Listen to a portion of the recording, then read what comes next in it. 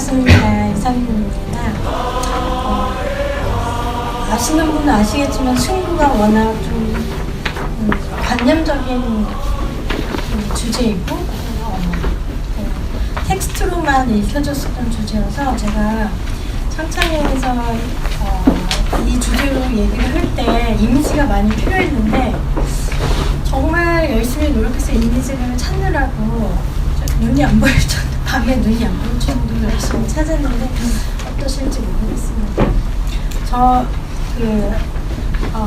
이 주제로 강의를 준비하면서 또 제 안에서 한 일주일 정도 기도하면서 하나님 왜 이 주제를 여기서 이렇게 나누라고 하셨는지, 내가 어떤 생각으로 여기 서야 되는지 기도하는 가운데 좀 무서운 말씀을 주셨어요. 어떤 말씀이었냐면, 말세일 때 너희가 지식을 구하여도 진리에 이르지 못할 것이다, 그런 말씀을 주셔서 너무 그때 좀 머리가 쭉 뺐으면서 정신을 차려야 되겠다 했던 생각이 납니다. 그래서 약간 좀 떨리고 두려운 마음으로 섰고, 이 떨리고 두려운 마음이 사실 숭고의 그 감정이기도 해요. 그래서 이 시간에 정말 귀한 걸음해서 오셨는데, 그냥 숭고에 대해서 누가 이렇게 얘기했다더라, 이런 책들이 있다더라가 아니라 정말 하나님이 이 연구들을 통해서 각자에게 어떤 진리에 다다를 수 있기를 원하시는지 그런 것들을 한번 생각해 봤으면 좋겠습니다. 그래서 이제 다분히 좀 가치 판단이 섞여 있는 제목으로 잡았습니다. 잃어버린 숭고를 찾아서. 그러니까 숭고라는 게 뭔가 잃어가고 있다는 제 판단이 들어가 있는 제목이겠죠. 염두에 두시고 보시면 좋을 것 같습니다. 이 숭고라는 개념은 학자들이 굉장히 엘리트적인 관점에서 서로 이제 나눠지고 있는 개념이라고 이야기를 하고 있어요. 그래서 제 생각에는 정말 70억 인구 중에서 대다수는 본인이 숭고를 경험하고 있으면서도 이게 숭고인지 모르는 채로 돌아가실 수도 있겠다라는 그런 생각이 듭니다. 그만큼 숭고는 어디에나 있고 누구나 경험할 수 있음에도 불구하고 이를 숭고라고 알기 쉽지 않고, 이 숭고에 대해서 대화를 나누는 그룹들이 굉장히 엘리트주의적이고 소위 식자층들, 아주 소수의 그룹들에게서만 이 가치가 중요하고 이것이 이야기되어지는 굉장히 독특한 개념이라고 할 수가 있습니다. 그래서 이제 숭고의 경험은 우리한테 낯설지 않지만 숭고의 의미가 우리한테 또 낯설 수 있어서 숭고의 정의에 대해서 들어가도록 하겠습니다. 숭고는 이제 한국말 사전에서는 뜻이 높고 고상하다라고 간략하게 이렇게 소개가 되어져 있고요. 서블라임이라고, 영어로 서블라임으로 번역이 됩니다.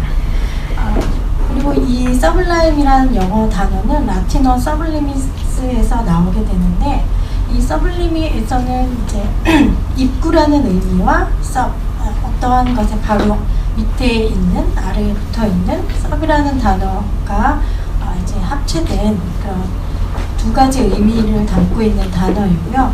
그리고 고대 그리스로 넘어가게 되면 우리가 비극적인 서사시를 낭독할 때의 그 무대의 경험에서 숭고를 찾아볼 수가 있습니다.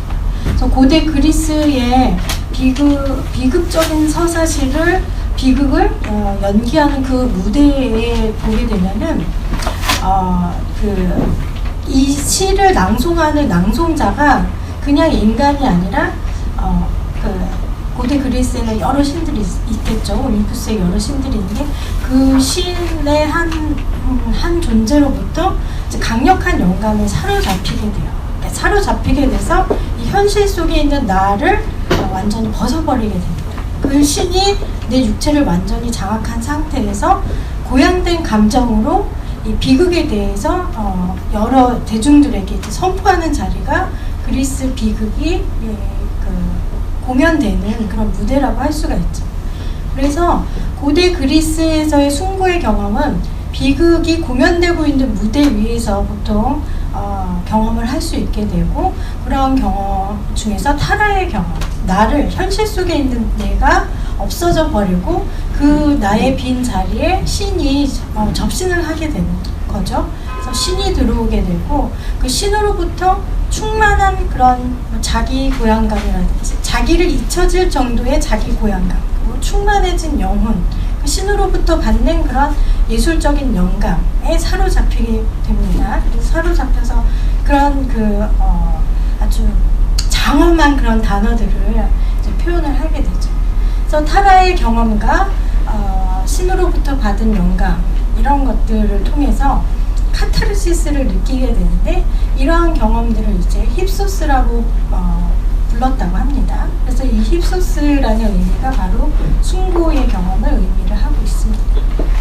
그래서 이러한 고대 그리스의 연극에서 우리가 찾아볼 수 있는 경험들이 이제 숭고라고 할 수 있고, 고대 문헌들은 그래서 고대 그리스 비극을 상영할 공연되고 있는 그런 무대에 초점이 주로 맞춰져 있습니다. 그래서 여기 밑에 보시게 되면 일상적인 의식 상태에서 벗어나서 자기가 극도로, 자기가 자기를 제어할 수 없을 정도로 극도로 자아가 고양이 되면서 어떠한 초월적인 관념 상태로 들어가는 것 같은 그런 경험을 하게 되는데, 그런 카타르시스를 느끼게 되는데, 이런 것들을 이제 숭고라고, 이제 인간들이 이런 경험들, 아주 독특한 일상적이지 않은 경험들을 숭고라고 부르고, 이러한 숭고가 우리의 문화에서 어떤 지점에서 나타날 수 있는지에 대해서 이제 연구를 하기 시작합니다. 그래서 제가 숭고에 대해서 관심이 있었던 부분은 바로 이런 것들이었어요. 어떻게 하면 현실적인 내가 지워지고 자아 또는 나의 영혼이 초월적인 상태로까지 고양되는 그런 강력한 경험들, 이런 것들이 숭고라면, 미술에 있어서는 숭고를 산출하는, 숭고를 나타내주는 대상은 어떤 것들이 있고, 그리고 어떤 것들은 숭고로 볼 수 있으며 어떤 것들은 숭고라고 하기 어려운지, 이런 것들이 저의 관심사였었어요. 그리고 이제 저의 개인적인 숭고 경험도 반영이 되기도 합니다. 그래서 들어가기 전에 이제 여러분께 또 묻고 싶은 거는, 다음 슬라이드를 보신 것처럼 여러분의 숭고 경험은 어떤 것이었는지 좀 여쭤보고 싶네요. 그래서 저렇게 제어할 수 없는 그런 폭풍우라든지, 아니면 그 다음 슬라이드 보면 아주 깊은 바닷속, 끝을 알 수 없는 깊은 바닷속이라든지, 이런 대상을 볼 때 이제 전율을 하게 되죠. 전율을 하게 되고, 우리가 이성으로 마주하고 있는 대상을 파악하고 없을 때 소름 끼치고 전율하게 되고, 두려움과 함께 또 계속 알아보고 싶고 다가가고 싶은 그런 환희를, 쾌에 속하는 감정들을 느끼게 되는데, 이런 것들이 이제 숭고라고 할 수 있습니다. 다음 슬라이드 보면 이제 딜로크라의 작품에서도 보면, 이거는 숭고를 산출하는 대상이기보다는 숭고를 경험하고 있는 사람들의 행동을 재현했다라고 볼 수가 있을 텐데요. 앞에 이제 자유를 상징하고 있는 여인이 민중을 이끌어가고 있고, 이 자유의 이끌림에 같이 동참하고 있는 사람들이 바로 어떤 인간의 자유라든지, 그리고 세상을 바꾸어 보려는 그런 의지라든지, 이런 것들이 이제 이데올로기랑 결합된 그런 숭고의 경험이라고 볼 수가 있습니다. 그래서 이러한 작품들이 이제 숭고와 간접적이지만 관련이 있다고 볼 수 있죠. 그리고 다음 슬라이드 보시면, 저 같은 경우에는 숭고를 하나님과의 인격적인 만남에서 경험을 했습니다. 그래서 저는 이제 모태 신앙이기도 하고, 여러분들도 이제 오랜 신앙생활을 하신 분들도 있을 텐데, 제가 하나님을 인격적으로 경험하기 전에는 하나님은 피상적인 완전한 절대적인 존재이셨어요. 그러니까 절대적인 존재고 완전한 존재이시고 선하시고 아름다우신 걸 아는데, 이것이 저한테 실제가 되지 않고 피상적이고 관념적이고 추상적으로만 떠돌고 있었다가, 하나님을 정말 인격적으로 피부에 와닿게 아주 생생하게 피지컬하게 만나게 되면서 숭고를 경험하게 됩니다. 그래서 이제 쭉 뒤에 또 나오게 되지만 내용이 나올 테지만 하나님이라는 절대적인 존재를 내가 피부에 와닿아서 그 앞으로 다가가려고 할 때 그 절대적인 존재에 대해서 질문을 던지고 알아가려고 할 때 하면 할수록 알 수가 없는 거예요. 그 절대라는 단어를 파악을 할 수가 없는 거예요. 이성으로서 지성으로서 다가갈 수가 없는 좌절된 저를 보는 거예요. 다가가고 싶은 마음은 있지만 다가갈 수 없는 그 존재가 있다라는 사실을 알게 될 때 제가 좌절과 함께 깊은 기쁨을 느끼는 거예요. 환희를 느끼게 돼요. 희열을 느끼게 되는데 이게 바로 제가 하나님을 인격적으로 만났을 때 경험했었던 그런 순고였습니다. 그래서 이 순고를 작품에서는 작가들이 어떻게 표현하고 있는지 그리고 여러 문헌들도 얘기하지만 순고의 경험은 굉장히 강력하기 때문에 그 경험 이전의 상태로는 돌아갈 수가 없어요. 돌아갈 수가 없고 이제 그 순고를 경험한 이후의 삶만 펼쳐지게 되는데 저한테 꼭 신앙이 그런 순고의 경험과 함께 다가온 일종의 충격인 거죠. 신이라는 절대적인 존재를 제가 피부에 와닿는 생생한 실제적인 경험을 함으로 해서 피상적으로만 알았던 그 시대로 돌아갈 수 없는 상태가 되어버린 거예요. 순고를 경험한 상태가 되었기 때문에 순고를 알지 못했던 그 이전으로 돌아갈 수가 없게 된 거죠. 근데 그런 게 내 자아의 좌절과 동시에 기쁨으로 다가오는 게 굉장히 신비했었어요. 정말 신비스럽고 초월적인 경험이었는데 이런 것들을 이제 자연스럽게 논문을 써보고 싶다 하는 쪽으로 흘러갔던 것 같습니다. 네, 다음 슬라이드 보시면 처럼 정말 절대자 앞에 저를 세웠던 거죠. 낱낱이 다 드러나게 되는 거죠. 그분은 모든 것을 다 알고 계시고 모든 것의 주관자이시고 그리고 우리 아까 찬양한 것처럼 바로 지금 여기 계시기 때문에 두려워할 수밖에 없는 거예요. 하나님 앞에 서게 되면 그 절대자 앞에 저를 세우게 되면 그냥 손이 덜덜덜 정말 떨릴 정도로 두려울 수밖에 없으면서도 한편으로 그 두려움이 환희로 바뀌게 되는 그런 놀라운 경험을 하게 되었습니다. 자, 그래서 다시 또 순고로 돌아와서 여러분에게 있어서는 순고의 경험이 어디서 오셨는지, 어디서 그것을 받으셨는지, 어떤 분들은 대형 화재 대형 화재가 일어나고 있는 그 화재 현장에서 내가 진짜 막 정화되는 것 같은 카타르시스의 그런 순고 경험을 했다 이런 분들도 있고 정말 비바람이 몰아치는 파도 앞에서 커다란 쓰나미 앞에서 내가 그런 걸 경험했다 하는 분들도 있고 저 같은 경우에는 절대자라는 하나님 앞에 나를 세웠을 때 그런 경험을 했었고요. 여러분들은 어떻게 순고를 경험하셨는지 오늘 한번 좀 나누어 봤으면 좋겠습니다. 그래서 순고 미학은 사실 원시 시대 때서부터 있었어요. 우리는 그 장소에 있지 않았겠지만 아담과 하와도 역시 하나님 앞에서 하나님을 마주하면서 두려움과 떨림을 가지고 있었겠죠.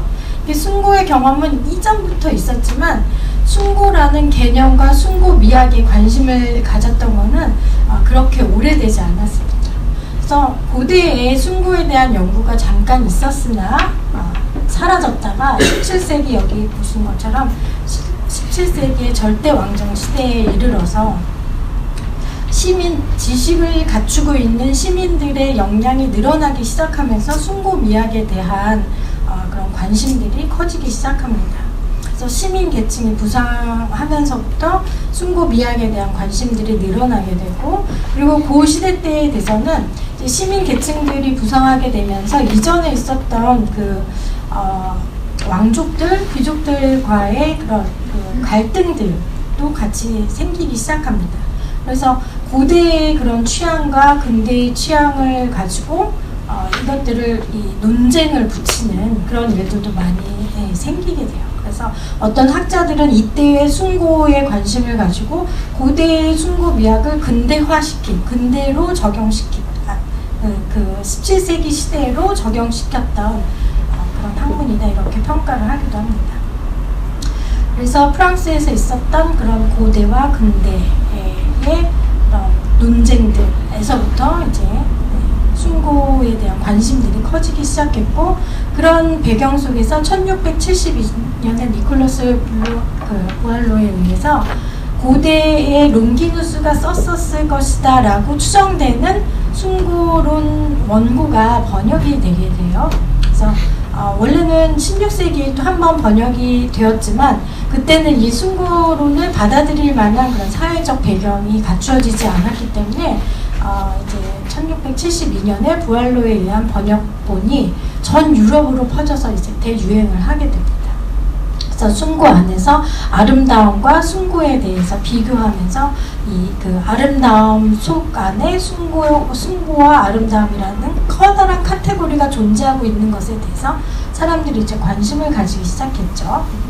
그 다음에 이제 고전적인 미의 개념, 완전해야 되고 흠이 없어야 되고 이런 것들을 추구했었던 미 개념에서 점차 부알로 이후에 나온 학자들에 의해서 숭고가 미랑 좀 안티테제로서 숭고와 미가 대립되는 약간 그 카운트 파트너 같은 그런 역할로 이제 점점 발전되어 가기 시작합니다.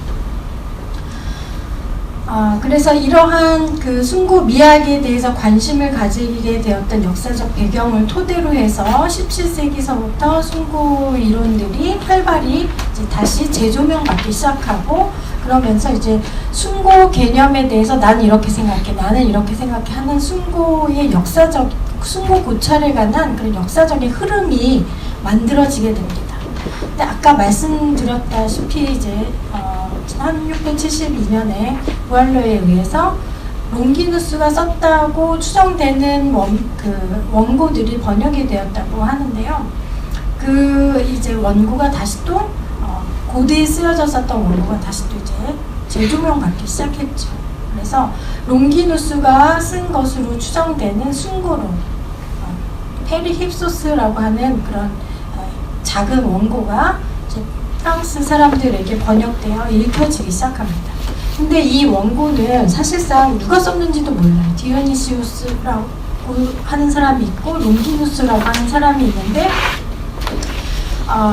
그 두 저자의 시대적 차이는 거의 한 200년 정도 나고, 실제로 롱기누스의 삶이 굉장히 드라마틱했기 때문에 후대 사람들이 이런 원고라면 롱기누스가 썼으면 좋겠다라고 생각을 해서 롱기누스라고 이름을 붙였지, 실제로는 두 사람이 아닐 수 있다라는 그런 주장도 나와 있습니다. 그래서 이 롱기누스의 숭고론 같은 경우에는 목적이 뚜렷해 있었어요. 그래서 아까 말씀드린 것처럼 숭고의 경험이 굉장히 강력해서 한 번 알게 되면 숭고를 몰랐던 그 시절로 돌아갈 수 없었다고 했잖아요. 그만큼 압도적이고 강력한 영향력이었기 때문에 정치가들한테 숭고한 연설을 해서 청중들이 내 연설을 듣고 숭고를 느끼게 된다면 이 사람들을 쉽게 포섭할 수 있다라고 생각을 했었어요. 그래서 정치가들에게 그런 숭고를 표현해낼 수 있는, 쉽게 표현해낼 수 있는 그런 수사학적인 방법론 이런 것들을 가르쳐주기 위해서 롱기누스의 숭고론이 쓰여졌습니다. 그래서 서론쯤의 앞부분에 보면은 이제 막 정치에 입문한 엘리트들에게 이 책을 주고자 한다. 왜냐하면 너희들이 숭고를 잘 배우고 숭고를 어떻게 구사해야 되는지 수사학적인 방법을 잘 알아야지 좋은 정치인이 될 거 아니니, 표를 많이 얻을 수 있을 거 아니니, 이제 그런 의도가 담겨 있는 거죠. 그래서 신인 정치가들에게 이 글을 준다라는 의도가 아주 분명하게 밝혀져 있었고요.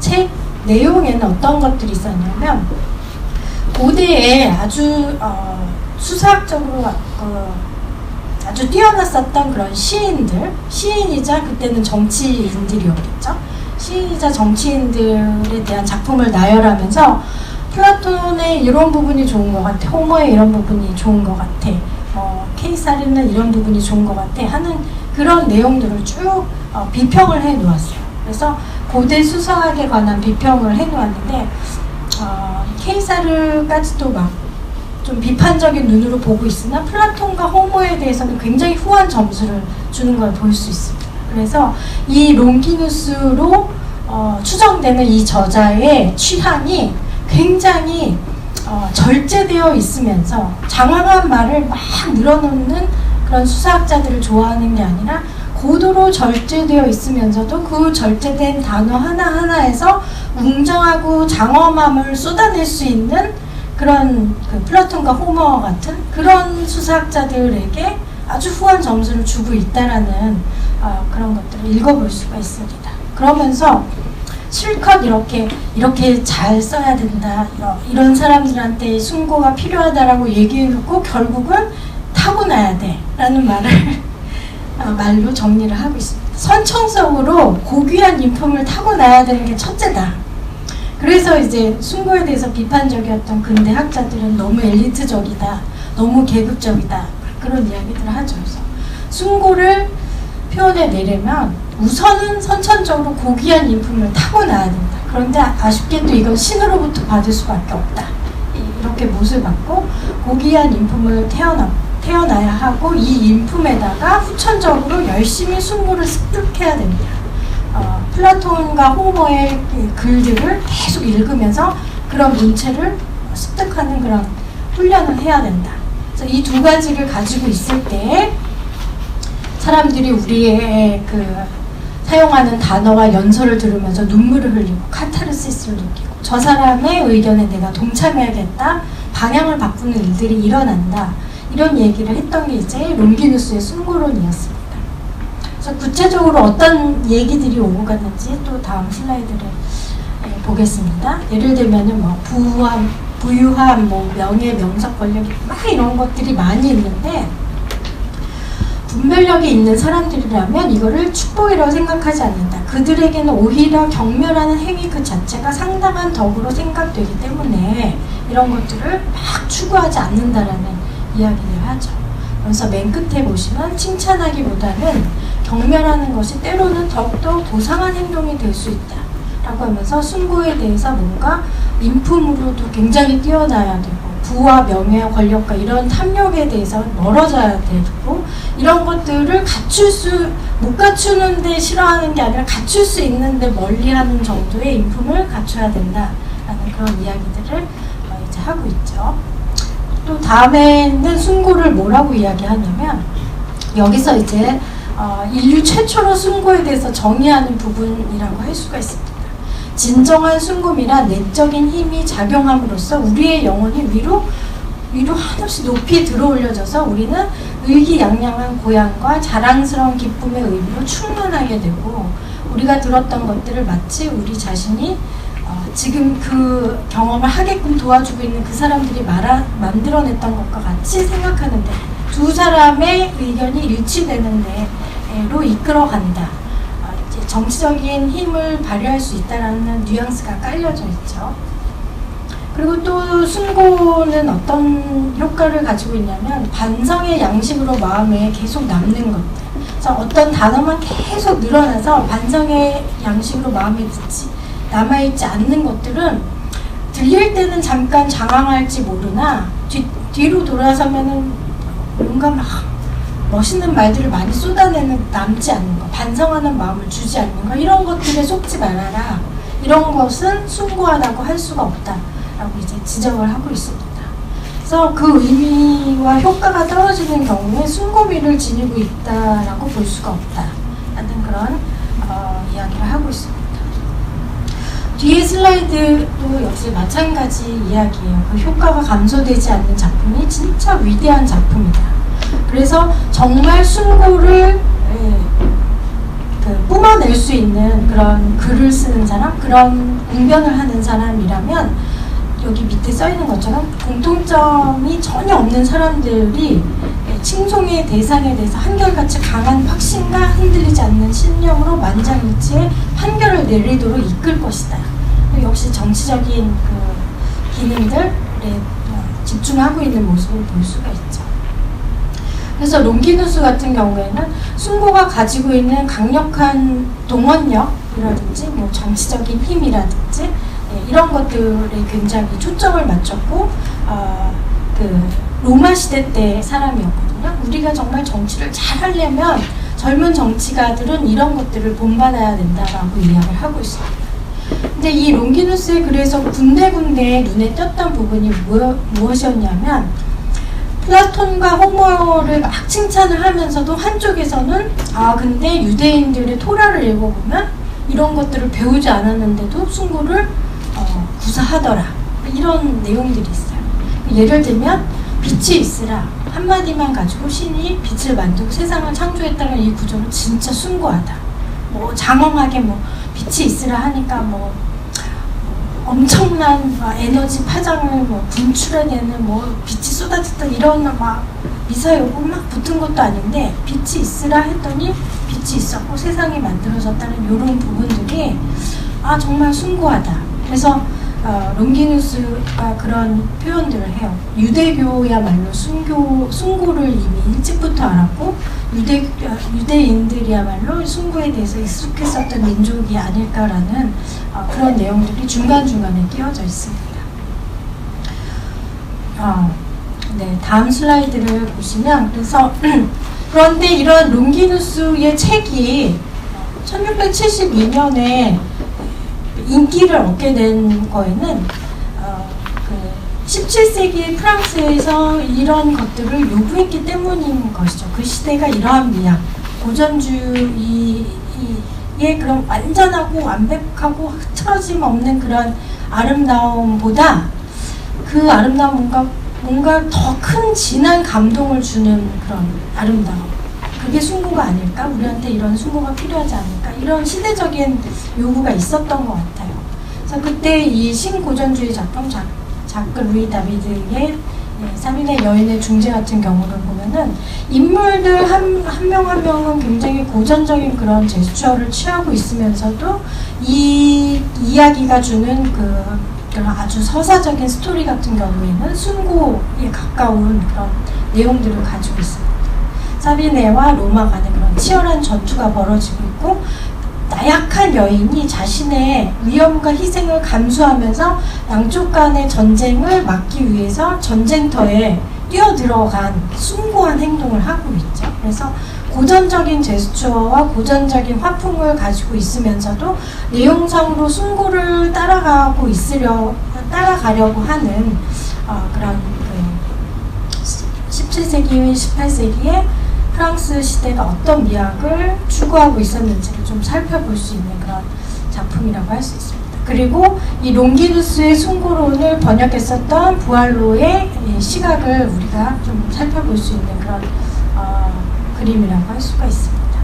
다음 슬라이드를 볼게요. 그래서 이 슬라이드 같은 경우에는 좀 무리한 다이어그램이라고 할 수가 있지만 숭고와 미의 관계가 역사적으로 어떻게 좀 전개가 됐는지를 한번 간략하게 보았는데, 이 첫 번째 미 안에 들어가 있는 뭐 비례, 숭고 이런 것들은 아름다움, 고전주의적인 그런 아름다움 속에는 완전한 비례도 있고 완전함도 있고 결함이 없음 뭐 이런 것들도 있으면서도 그 안에 아름다움이라고 하는 것 중에는 꼭 그렇게 완벽한 것만 아름다움이라고 하지 않아도 돼. 숭고 같은 것도 얼마나 우리한테 쾌를 선사해 주니 이 숭고도 미에 들어갈 수가 있어 라고 하는 그런 시각들이 존재하고 있었어요. 그런 시각들이 부알로에게까지 전달이 됐었는데, 부알로 이후에 와서 부알로가 롱기누스의 숭고론을 번역하면서 이 숭고론이 유럽 전역으로 다 퍼지기 시작했어요. 그래서 낭만주의 시대에 이르러서는 미와 숭고가 약간 대등 또는 약간 안티테제인 것처럼 이렇게 숭고가 미의 반열에 이제 아주 대등하게 이렇게 올라가게 됩니다. 그래서 미와 숭고가 대등한 레벨까지 이렇게 올라가게 되다가 나중에 이제 근대와 포스트 모던에 와서는 숭고가 미를 압도하게 됩니다. 숭고가 미를 장악하게 되는 그런 쪽으로까지 이제 흘러가게 되죠. 숭고의 위상이 점점 커졌다라고 해야 될까요? 숭고에 대해서 사람들의 관심이 이제 점차 많아지기 시작합니다. 자, 다음 슬라이드를 보면은 이 부알로에 의해서 롱기누스의 숭고론이 프랑스에 퍼지게 되고 프랑스를 통해서 영국으로 퍼지게 되면서 영국에서 프랑스보다 훨씬 더 이제 숭고에 대한 관심이 굉장히 많아지기 시작했어요. 그래서 에드문드 버크 같은 경우에는 굉장히 보수적인 프랑스 대혁명을 곱지 않게 봤었던 그런 정치가였는데, 버크가 숭고와 아름다움의 이념의 기원에 관한 철학적인 탐구라고 하는 책을 1757년에 이제 쓰게 됩니다. 혁명 전에 이 작품을 쓰게 되죠. 여기서 버크는 숭고와 미를 거의 1대1 대등인 것처럼 이렇게 비교를 하는 내용들을 쓰기 시작합니다. 그러면서 미 안에 속해져 있었던, 그냥 미 안에 하나의 일부에 속해 있었던 숭고에 대해서 이제 좀 관심을 받도록 하는 그런 역할을 했었다고 할 수 있죠. 그래서 그리고 또 한 가지 버크는 굉장히 경험을 중시하는 경험주의적인 시각을 가졌던 그런 인물이어서 부알로와는 달리 자기가 정말 실제로 숭고를 경험할 때 어떤 물리적, 어떤 육체적인 변화를 겪게 되는가, 이런 것까지 연구했었던 그런 인물이었어요. 그래서 경험적인 시각을 보여주고, 그 다음에 숭고의 대상을 아까 이야기한 것처럼 그리스 비극이 공연되는 곳에서 숭고를 경험하는 그게 다가 아니라, 영국 사람들은 특별히 자연에 대해서 일찍이 눈을 떴었던 그런 인물들이었어요. 그래서 비극이 아닌 자연에서 숭고를 찾기 시작합니다. 그래서 아까 이야기한 것처럼 보신 그림처럼 아주 깎아지르는 듯한 절벽이라든지 폭풍우가 치는 검은 바다라든지 아니면 뭐 폭우나 눈보라 이런 것들, 자연이 주는 그런 아주 장관, 스펙타클 이런 곳에서 숭고를 찾기 시작합니다. 그러면서 이 자연이 우리한테 숭고를 불러일으킬 때 어떤 형태인가를 보았더니 무질서하고 무형식이고 무한을 향하고 있고 비정형이고 규정할 수 없는 비규정적인 그런 형태들을 띠고 있다라는 것을 알고 이제 기록을 하게 되죠. 그래서 버크가 했었던 가장 중요한 업적은 무엇이었냐면, 롱기누스 같은 경우에는 일찍이 숭고가 어떤 힘이 있는지 알아서 정치가들한테 너희들 이거를 꼭 갖춰야 된다 이렇게 얘기를 했던 반면에, 버크는 숭고의 경험을 내가 아주 유심히 관찰을 해봤더니 얘의 기본적인 감정은 테러구나, 허러구나, 두려워하는 마음, 공포심, 불안함, 이런 것들, 부정적인 감정이 얘의 기본 베이스 감정이라고 할 수가 있구나, 이걸 발견한 사람이 이제 버크였었어요. 그래서 허러, 테러, terrible 이런 말들을 사용하지만 delightful horror라고 해서 뭔가 이렇게 환희와 희열에 차 있는 두려움, 이런 모순된 두 가지 단어를 처음 사용했던 사람들이 이제 버크라고 할 수 있습니다. 그래서 다음 슬라이드 보면 delight, pleasure가 나눠져 있는데, 버크에 와서 처음으로 이 두 가지를 아주 분명하게 구분을 하기 시작했습니다. 그래서 버크는 delight 같은 경우에는 한 번 더 클릭해 주세요. 두 가지 어떤 차이점이 있었냐면, 한 번 더 클릭해 주세요. 딜라이트 같은 경우에는 고통과 두려움을 수반하고 있는 그런 쾌인 거예요. 그래서 뭔가 자기의 생명이 위협당할 것 같은 압도적인 그런 두려움과 공포심의 대상을 마주하고 있을 때 두렵잖아요. 공포스럽잖아요. 근데 얘가 한순간에 싹 사라져 버려요. 그럼 나의 그런 생명 보전이 이제 보장이 된, 안전이 보장이 된 그런 상태가 되죠. 그래서 내 생명이 정말 없어질 수도 있겠다는 그런 두려움과 공포의 순간이 지나가면서 한순간 내가 좀 안도를 찾았을 때 느끼게 되는 기쁨과 아주 격정적인 그런 쾌, 이런 것들을 이제 딜라이트라고 설명을 했고, 그리고 다른 플레저 같은 경우에는 이런 고통과 두려움을 수반하지 않는 그런 유쾌함, 즐거움, 이런 것들을 플레저라고 했었어요. 그래서 딜라이트와 플레저를 구분을 함으로써 고통과 두려움을 수반하고 있는 쾌에 대해서 이제 관심을 가졌던 사람이 버크였고, 딜라이트와 플레저를 설명함으로써 결국은 사실 고통과 두려움이 숭고의 쾌를 유발하는데 얼마나 필수적인 조건인지, 이게 꼭 수반되어야 되는지를 보여줬었던 인물이 바로 버크였습니다. 다음 슬라이드요. 그래서 버크의 업적이라고 한다면 숭고의 부정적인 면들, 어두운 면들을 드러냈었던 그런 인물이라고 할 수 있어요. 그래서 숭고의 지배적인 감정은 테러다, 공포다, 그런 이야기도 하고, 자기 보존에 속하는 격정에 의해서 두려움과 경악과 놀람과 경외감 등 여러 가지 강력한 정서적인 반응을 수반하고 있는 게 바로 숭고고, 이런 것들을 겪으면서도 쾌를 느끼게 된다면 마치 제가 하나님 앞에서, 절대자였던 하나님 앞에서 정말 심판받을 수밖에 없는 존재인 걸 내가 너무 잘 아는데 그 앞에 섰을 때의 그 자기 보존에 속하는 격정을 막 느끼면서도 이분이 나의 보호자고 아버지시구나 하는 그 쾌감이 동시에 나온다는 거죠. 근데 이 두려움이 수반되지 않는 그런 쾌라는 거는 어쩌면 피상적인 예배일 수도 있습니다.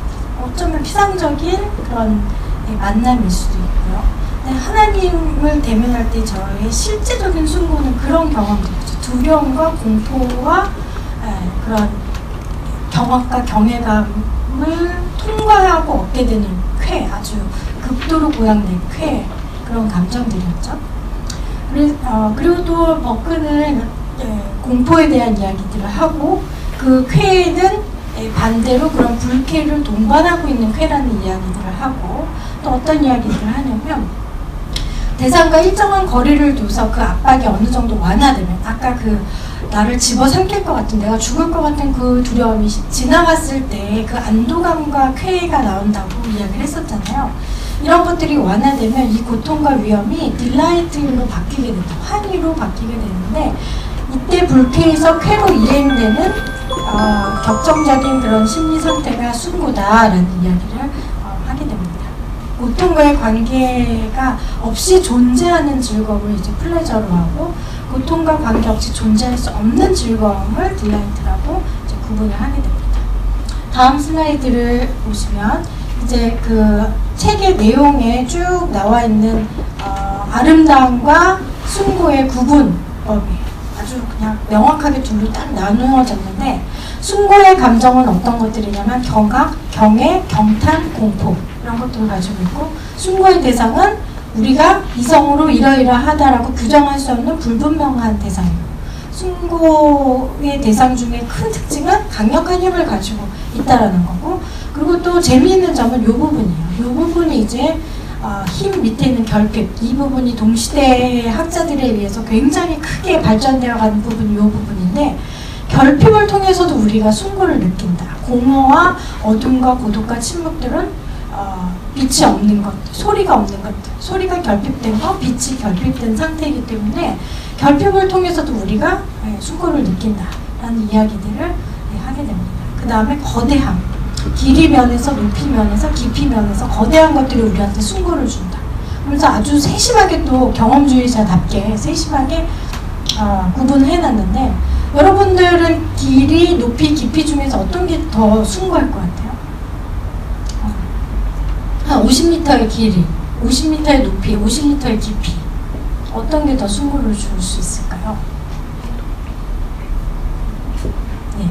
버크가 이런 것들을 정말 아주 면밀하게 실험을 했는데, 똑같은 그런 거리라도 길이가 제일 숭고가 적게 산출되는 거고, 깊이가 가장 큰 숭고를 준다라고 이렇게 기록을 해 놓았어요. 그래서 거대함, 길이, 높이, 깊이를 아우르는 거대함이 우리한테 숭고를 준다. 그리고 이제 무한, 우주의 크기는 도대체 얼마일까요? 상상할 수도 없죠. 우주의 크기, 이런 것들, 무한함. 우주의 크기도 상상할 수가 없는데, 우주를 커튼 치듯이 치고 닫고 하는 하나님은 얼만큼 무한하신 존재일까요? 상상할 수도 없죠. 막 소름 끼치고 이런 것들이 이제 숭고예요. 그래서 무한한 대상이 우리한테 숭고를 준다. 숭고를 산출하는 대상이다. 그 다음에 연속성과 균일함. 막 불규칙한 이런 것들이 여러 개 있는 것보다 동일한 것들이 수천 개, 수만 개씩 깔리는 것들을 볼 때 우리가 숭고함을 느낀다라는 이야기들을 하고 있죠. 최근에 2000년대 이후의 미술 작품들, 아주 스펙타클한 미술 극작품들 이런 류의 작품이 좀 많은 것 같아요. 좀 작은 그런 유닛들이 계속 무한하게 반복되는 것 같은 그런 작품들이요. 그 다음에 극도의 어려움, 고난과 막 이런 것들을 이겨나가는 그런 속에서 숭고를 느끼다. 아주 극도의 어려움도 숭고를 준다. 그리고 심지어는 숭고의 색이 따로 있다라고까지 이야기를 해요. 검정이나 갈색이나 자주색을 볼 때 우리가 숭고를 느낀다. 그 옆에 봤더니 아름다움의 색도 파스텔 톤, 핑크, 뭐 하늘색 이런 게는 걔네들은 아름답고 오종종하고 얘네들은 숭고하고 이렇게 구분을 해놓습니다. 그리고 갑작스러운 거, 번개가 천둥이 갑자기 나타나는 이런 것들은 숭고하다. 그리고 맛도, 심지어는 맛도 구분을 해놓았는데 쓴맛, 쓰디쓴 잔 이런 말을 할 때 우리가 막 숭고를 느끼는 이유가 쓴맛 때문에 그렇다. 쓴맛은 우리한테 숭고함을 주지만 달콤한 맛 이런 것들은 아름다움이다 이렇게 표현을 합니다. 옆에 보면 이제 만족, 기쁨, 뭐 명확함, 뭐 크기가 작고 부드럽고 가냘프고 점진적인 변화 이런 것들은 다 아름다움에 속한다라고 이야기하면서 적합성, 비례, 균형, 완전함에다 물음표를 붙여놨어요. 그래서 실제로 버크가 쓸 때는 적합하다고 다 아름답지는 않다. 비례와 균형이 있다고 다 아름답지는 않다. 완전하다고 다 아름답지는 않다. 이렇게 얘기를 했기 때문에 제가 이제 정리를 하면서 뒤에 물음표를 붙여놨는데요. 이 이야기의 숨은 진의는 뭐냐면 기존에 있었던 아름다움의 기준들을 깨기 위한 시도들을 하고 있다라는 거예요. 그래서 여기 보시는 오른쪽의 아름다움의 부분에서는 이런 부분은 실제 아름답다고 할 수 없는데 사람들이 아름답다라고 얘기하고 있어. 나는 이거에 대해서 동의할 수 없다. 이 물음표가 붙은 부분들이 그렇죠. 이런 생각을 가지고 숭고에 대해서 이렇게 자세하게 얘기하고 있는 걸 보면 버크의 방점은 사실 숭고에 찍혀 있는 거라고 할 수가 있겠죠. 두 개를 비교를 하면서 사실상 버크는 숭고에 대해서 훨씬 더 마음이 가 있고 숭고를 연구하고 숭고를 어떻게 적용하느냐의 문제에 대해서 깊이 연구했었던 인물이라고 할 수 있습니다. 또 버크가 얘기한 것 중에 재미있는 부분, 초현실주의자들에 의해서 오해됐었던 그런 부분이기도 한데요.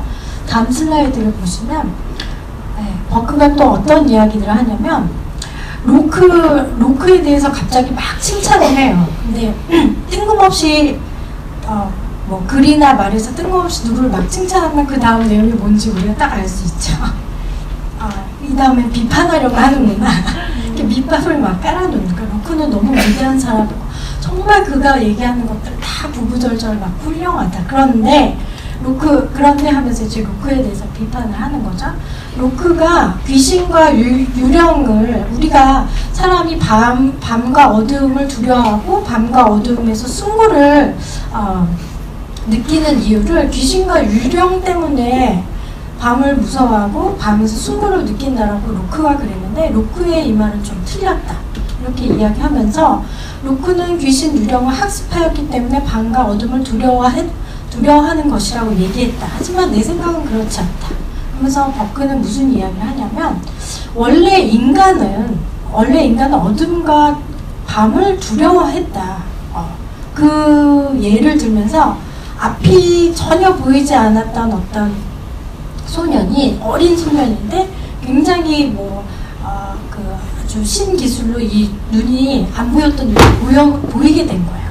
근데 이 소년이 안 보인 눈을 탁 뜨고 봤는데 검은 피부에 흑인이죠. 검은 피부의 사람을 보고서 두려움을 느꼈다는 거예요. 그러면서 지금 얘기하면 아주 큰일 난 이 레이시스트가 이런 얘기 들을 말이죠. 버크가 얘기하면서 봐라, 이 어둠과 검은 것들을 두려워하는 건 인간의 본능이다. 인간의 본능이고 왜 이런 인간의 본능이 생겼냐면 어둠과 밤 때문에 인간이 자기 보존의 생명의 보존에 위협을 받았기 때문에 원래 인간은 어둠과 검은 거를 두려워하는 속성을 가지고 있었고 귀신과 유령의 이야기는 그렇기 때문에 밤을 무대로 해서 사람들이 자꾸 만들어내는 거다. 원래 인간이 밤을 두려워하기 때문에 귀신과 유령의 얘기의 무대는 밤이라는 거다. 그래서 우리 옛날 전래동화 보면 수탉이 꺾유하고 우니까 뭐 도깨비가 도망갔다 뭐 이런 얘기들이 있잖아요. 그래서 그런 도깨비가 계속 밤에 등장하는 이유는 원래 사람이 밤을 두려워했기 때문에 사람들이 이야기를 지어내면서 걔네들을 밤에 등장하는 애들로 만들었다. 이러한 얘기를 하게 됩니다. 그러면서 버크는 로크의 말을 반박을 하면서 귀신과 유령에 대한 두려움과 밤과 어두움에 대한 두려움이 다르다는, 결이 다르다는 이런 지적들을 하고 있어요. 근데 얘네들을 좀 더 깊이 전개시켜 나갔으면 좀 달랐을 텐데 여기서 이제 얘기가 중단이 되게 돼요. 그래서 역사가 이제 막 흐르고 나서 오히려 수성표현주의자들이나 심지어는 버크에 대해서 그렇게 칭송했었던 바는 뉴먼마저도 이제 그 두려움의 대상에 뭔가 이렇게 유령과 같이 미지의 존재, 무슨 뭐 영적인 존재 이런 것들을 좀 집어넣는 그런 오류가 이제 나타나기도 합니다. 다음 슬라이드 볼게요. 자, 그럼 그 다음 이제 박탈과 결핍에 대한 버크가 했었던 아주 재미있는 이야기들 중에 박탈과 결핍에 대한 얘기를 또 짚고 넘어가야 되는데, 이 유령이라든지 미지의 존재라든지 악몽이라든지 이런 것들에 대한 두려움이 밤과 어둠의 두려움과 좀 다르다라는 얘기를 했는데 이게 완전히 이해되지는 못했다는 이야기를 말씀드렸죠. 그 다음에 버크의 개념 중에서 또 후대의 학자들한테 막 조명받았던 개념이 어떤 거였냐면 바로 결핍과 박탈 개념이었어요. 그래서 한번 슬라이드 불러주시고, 빛이 결핍된 게 이게 어둠입니다. 그래서 버크는 이 어둠을 빛의 결핍이라고 보고, 그리고 침묵은 소리의 결핍, 소리의 박탈이라고 봐서 결핍과 박탈이 결핍과 박탈을 품고 있는 대상은 숭고하다라고 그렇게 분석을 하기도 하죠.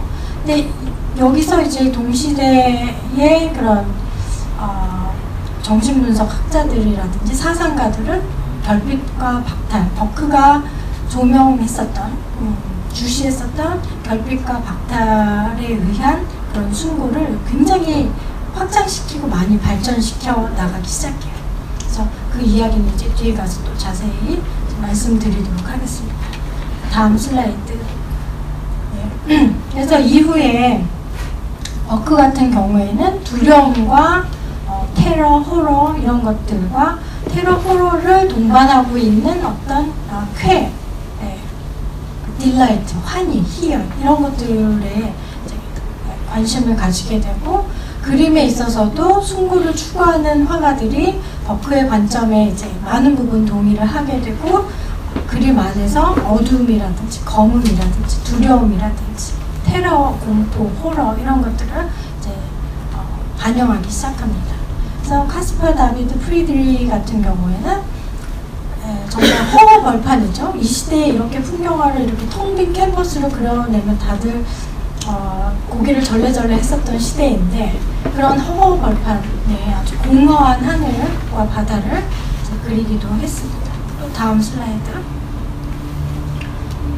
네, 다음 슬라이드에서 보시면 여기서도 절벽, 아주 깎아지른 듯한 깊은 절벽 아래 이제 이 앞에 있는 동물들, 소떼 같은 경우에는 태고와 원시를 상징하고 있는 그런 개체들이라고 할 수가 있어요. 그래서 어떤 이들은 어떤 그 미술사학자 같은 경우는 오른쪽에 있는 하얀색 소를 보면서 이 소는 이제 나폴레옹의 공격을 받고 있는 영국의 지식인들을 상징한다 이렇게 보기도 하는데요. 먹구름이 막 올려오고 있는 깊은 그런 절벽 아래에 소떼들이 있고, 아주 위험과 태고의 그런 웅장함과 이런 것들을 함께 보여주고 있는 작품이라고 할 수 있습니다. 다음 슬라이드. 저는 이제 미국의 낭만주의 풍경화가들에게 굉장히 영향을 많이 줬었던 그런 인물이기도 한데, 존 마틴 같은 경우에는 성서에 나오는 그런 주제들을 숭고한 그런 풍경화, 숭고한 그림으로 숭고를 느낄 수 있는 그런 장면들로 이제 그렸던 인물입니다.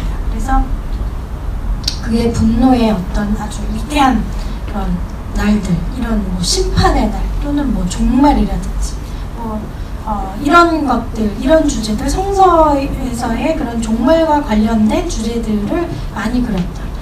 뭐 예를 들면은 뭐 구약 성서에서는 뭐 애굽에게 내렸었던 뭐 여러 가지 재앙들, 뭐 이런 것들, 재앙, 심판, 뭐 하나님의 분노, 그리고 뭐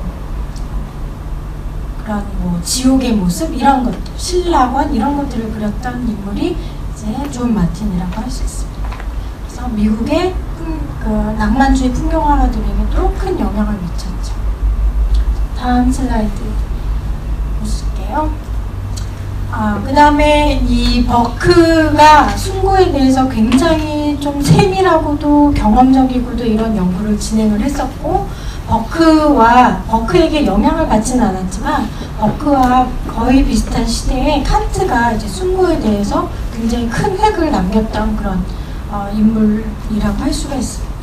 임마누엘 칸트 같은 경우에는 처음에 판단력 비판을 쓰기 전에 전 단계로 숭고를 한번 짚고 넘어가는 그런 시기가 있었어요.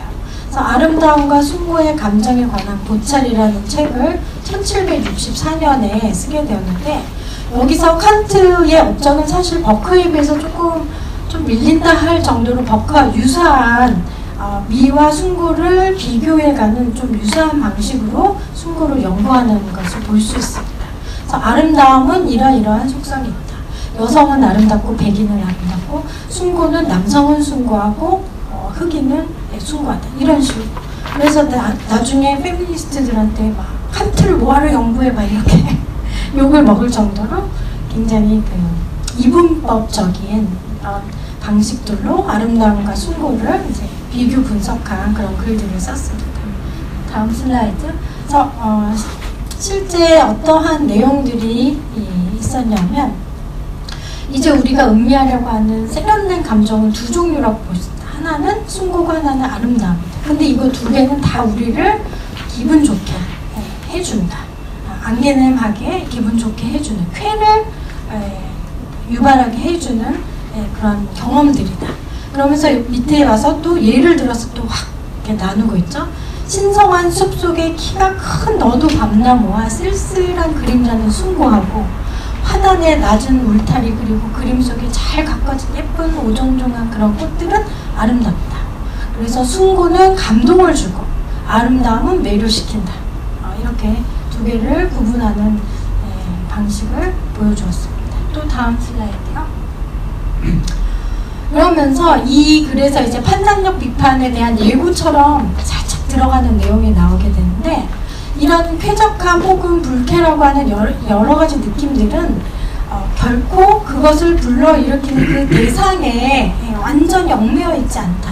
외부 사물의 성질에 기인하고 있지 않다라는 말을 하게 돼요. 그러면서 대상보다는 그 대상을 보고 있는 경험의 주체가 되고 있는 내가 어떠한 경험을 내 속에서 이끌어내는지가 중요해 라는 그런 주장을 전개하게 됩니다. 이 주장이 판단력 비판에 가서 이제 꽃을 이루게 되는 거죠. 그래서 그것은 오히려 모든 사람들 각각의 고유한 감정에서 기인한다. 여기서 쾌 혹은 불쾌가 생겨난다. 근데 이 말이 정말 맞는 것 같아요. 하나님이 가지고 있는 절대적인 속성, 변치 않는 그런 속성들은 충분히 숭고를 산출해낼 수 있는 속성들을 가지고 계시잖아요. 안전하시고 변함이 없으시고 변화도 없으시고 한번 말씀하신 것은 끝까지 이루어지는, 성취가 되는 분이시고, 그런데 그 대상이 숭고를 산출하는 것들이 모두 다 그 대상에게서 기인되고 대상에게만 얽매여 있다면 하나님을 보고 숭고를 느끼지 않는 사람이 없을 텐데 사실 그렇지 않잖아요. 그래서 이 칸트의 얘기를 들으면서 그런 생각이 들었습니다. 대상이 어떠한 것이 아니라 그 대상을 바라보고 있는 내가 그 대상을 어떻게 파악하는지에 대해서 내 안에서 숭고의 경험이 느껴지느냐, 아니면 그냥 피상적으로 알고 있는 추상적인 하나님의 속성을 그냥 훑고 지나가게 되는 것이냐, 이것이 갈리게 되는구나, 이런 것들을 좀 느낄 수 있었습니다. 자, 다음 슬라이드요. 그래서 지구상에서 가장 어렵다는 칸트의 도전에서 머리가 많이 빠진 학생들이 여럿 있습니다. 그래서 저는 살짝만 넘어간 케이스라고 할 수가 있는데요.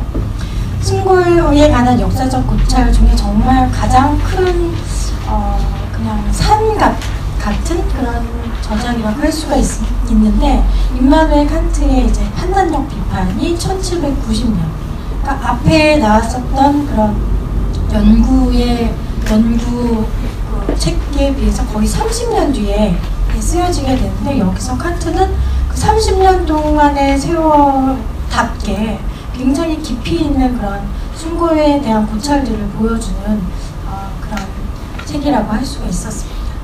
여기서 칸트가 보여줬던 주요 그런 연구 업적이라고 한다면, 아까 이제 잠깐 예고편처럼 나온 것처럼 여기 첫 번째 구절에 쓰여 있는 것처럼 대상의 어떤 특성에 완전히 기인해서 숭고가 느껴지는 게 아니라, A라는 대상을 주면은 무조건 숭고가 산출된다, 이게 아니라 그 대상보다는 숭고는 그 대상에서 분리되어 있고, 오히려 그 대상을 마주하고 있는 내가 어떻게 얘를 경험하고 파악하고 있는지에 주체에 나한테 달려있다라는 그 이야기를 이제 칸트가 하기 시작하죠.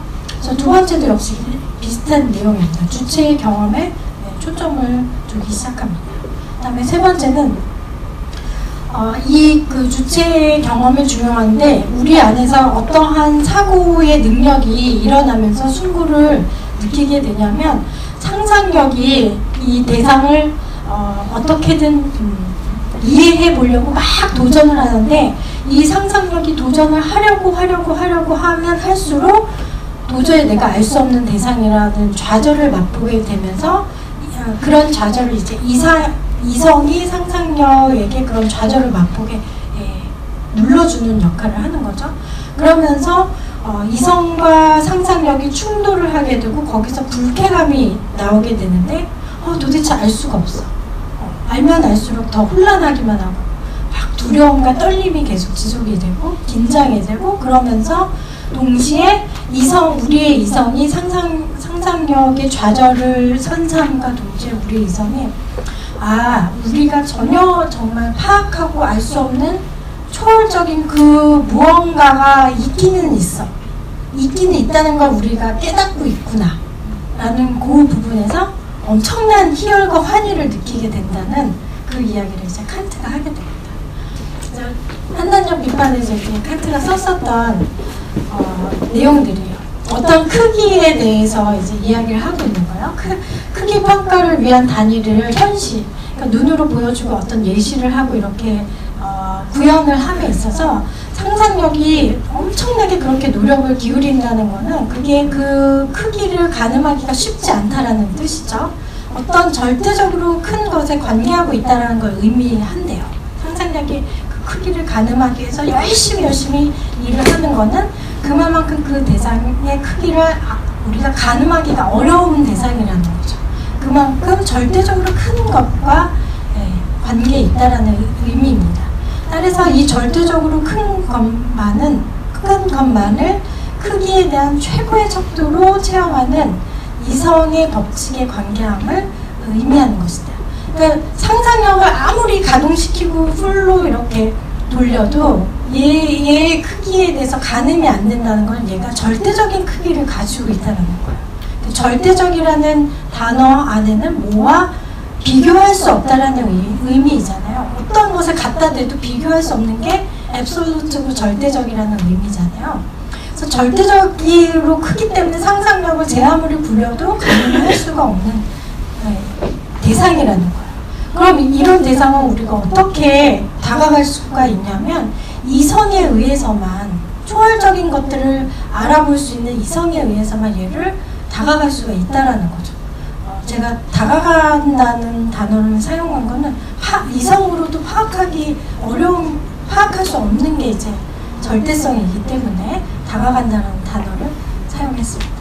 그러므로 어떠한 감각적 척도도 이성에 의한 크기 평가에는 부적합함을 내면적으로 지각하는 거예요. 이성에 의해서 그 대상에 다가갈 수 있는데 결국 이성이 하는 역할도 뭐냐면 얘는 너무너무 절대적으로 너무 크기 때문에 결국 우리가 지각하고 이런 것들을 할 수가 없어. 상상력을 그때 잡아 이끄는 거죠. 네가 아무리 그렇게 열일을 해도 파악할 수 없는 대상인 거를 인정을 해라. 이제 좌절을 시키는 거죠. 그게 바로 이제 이성의 법칙과 상상력과의 불화를 일으키면서 우리한테 불쾌를 일으키는 작용을 하게 됩니다. 그런데 이 불쾌 감정과 알 수가 없네 이러고 불쾌 이러고 끝나는 게 아니라는 거예요. 절대적인 대상은. 그런데 이 불쾌 감정은 우리 안에 있는 우리의 초감성적 사명에 대한 감정들을 깨우기 시작한대요. 그 불쾌한 감정들이 초감성적인 어떤 것들을 살려내기 시작한다는 거예요. 이 초감성적 사명에서 보면 감성의 모든 척도가 이성의 이념들에 대해서는 부적합하다는 것을 발견하는 그것은 한목적적이고 그래서 우리한테 불쾌였음에도 불구하고 결국은 아주 극도의 극치의 쾌감을 선사해주게 된다라는 내용입니다. 다음 슬라이드 볼까요? 네, 자연이 측정 불가능하다는 것과 영역의 크기를 감성적으로 평가하기에 적합한 척도를 갖기에는 우리의 능력이 불충분하다라는 것을 이성을 통해서 이제 깨닫게 됐죠. 그래서 우리는 우리의 고유한 한계를 확인하였다. 최고의 철학자였던 칸트가 우리한테 알려준 아주 훈훈한 교훈은 그래서 우리는 우리의 고유한 한계를 확인하였다. 너무 은혜가 되는 거예요. 판단적 비판을 읽으면서 그렇구나, 우린 결국 한계구나. 칸트가 얘기했는데 그 어떤 사람의 한계가 아니라고 해도 한계구나. 막 속이 막 후련해지면서 마음이 평안했어요. 칸트를 이해하는 것도 한계가 있다. 그러면서 우리는 어쨌든 한계구나. 그러나 그와 동시에 우리의 이성 능력에는 이와는 다른 초감성적 척도가 한계가 있기는 한데 초감성적 척도가 숨어있다는 것도 깨달을 수 있다는 거죠. 절대적인 대상 앞에서는, 즉 자연의 무한성 자체를 단위로 가지는, 그리고 그에 비하면 자연의 모든 것이 작은 것에 불과한 그런 초감성적 척도가 있음을 발견하였다. 그러면서 다시 말해서 이제 또 반전이 이루어져요. 우리 마음에는 헤아릴 수 없는 광대한 저 자연 자체를 능가하는 어떤 사고 능력에 있어서의 우월성이 있음을 발견한 것이다. 한계가 있고 한계를 발견하는 그 사고는 또 우월성이라는 거예요. 그러면서 우리의 감성적 판단에 있어서 자연은 그것이 공포를 일으키는 한에서 숭고하다고 판정하는 게 아니라 그 대상이 공포를 일으키고 공포를 일으킬 만한 이러이러한 속성에 있어서 숭고하다라고 판정하는 게 아니라 결국은 그것이 우리의 그러한 능력들, 한계가 있음을 알게 하고 그 한계가 있는 것을 깨닫고 있는 초감성적인 그런 우월성이 있음을 또 깨닫게 하는 이런 것들을 일깨우기 때문에 숭고하다라고, 그 대상을 숭고하다라고 말할 수 있다. 이 능력은 근데 결국은 이 능력이 우리한테 선사해주는 그 큰 기쁨은 결국 어떤 역할을 하게 되냐면 우리가 염려하는 것, 재산, 건강, 생명, 학위 논문, 이거 언제 다 써, 이런 걱정거리, 이런 것들을 사소한 것으로 간주하게 만든 힘이 있다는 거예요. 그거에 굉장히 큰 쾌인 거죠. 기쁨인 거고. 그래서 판단력 비판을 보면서 힘든 고비를 아주 이겨낼 수 있었어요. 정말 그 절벽 꼭대기에도 서보기도 하고, 내가 지각할 수 없는 대상 앞에서의 그런 상상력이 좌절되고 이성과 충돌하고, 그러면서도 초감성적인 우월성을 또 깨닫게 되면서 이런 작용 속에서 결국은 내가 살면서 고민하고 있는 이런 것들이 얼마나 사소한가라는 그런 초월적인 상태로까지 이르는, 이게 숭고구나, 이런 기쁨이 있었습니다. 그러면서 이제 칸트가 우리에게 남겼던 이야기는 그 다음 슬라이드 보면 숭고란 단지 그것을 생각할 수 있다는 것만으로도 감각의 모든 척도를 능가하는 어떤 마음의 능력이 있다는 것을 증명하는 것이다 라고 이야기합니다. 그래서 이제 후대의 학자들 같은 경우에는 칸트의 이런 그 상상력과 이성과의 관계, 그리고 어떤 그 우리의 사고 능력이 어떻게 좌절되고 이 좌절을 통해서 어떤 기쁨을 맛보게 되고 어떤 초감성적인 우월성을 가지게 되고 이런 것들을 표현해줄 만한 우리 시대의 미술이 있을 수 있을까? 이렇게 찾기 시작했어요. 거기에 가장 잘 맞는 화가들이 이런 뭐 말레비치라든지 아니면 조금 더 후대에 나오게 되는 추상 표현주의자들처럼 뭔가 초월적이고 절대적이고 그런 상태를 막 향해서 가려고 하는 바넨 뉴먼과 같은 그런 화가들이 칸트의 숭고의 설명에 그래도 가장 근접한 그런 화가들이라고 할 수 있었습니다. 그래서 앞에서 보면은 이제 그림의 풍들이 많이 달라지게 되죠. 부알로가 롱기누스를 해석했을 때에 거기에 좀 걸맞는 취향이라면 이제 다비드 같은 그런 신고전주의적인 그런 작품들에서의 숨어있는 숭고를 찾을 수 있겠고, 그리고 또 버크에 와서는 낭만주의에서 나오는 두려움과 공포를 보여주는 그런 풍경화들 같은 그런 작품이 있었다면, 칸트 시대에 와서는 이런 추상 화가들이 칸트의 이론을 칸트 이론을 좀 잘 시각화하는 그런 화가들로 이제 선택이 되기 시작합니다. 다음 슬라이드를 좀 볼게요. 그러면서 이제 칸트는 실제로 숭고는 그래서 대상이 중요한 것이 아니기 때문에 어떤 대상을 사실적으로 막 표현하는 이런 것들 별로 그 의미가 없다, 이런 주장이었어요. 그래서 미술에 그렇게 크게 관심을 두지 않았는데, 오히려 칸트에 의해서 추상화는 오히려 더 힘을 입은 케이스라고 할 수 있죠. 그래서 현대에 이르러서 다시 또 칸트가 화가들 사이에서 재조명되고, 그러면서 칸트 이론의 숭고 이론에 대한 그런 관심들이 포스트 모던에 와서도 다시 또 이제 꽃피울 수 있는 그런 발판이 만들어지게 됩니다. 칸트를 다시 한번 재해석해보자, 우리 칸트를 다시 공부해보자 했었던 인물들 중에 그래도 대표적인 인물이지 프랑스와 료타르라고 할 수 있는데요.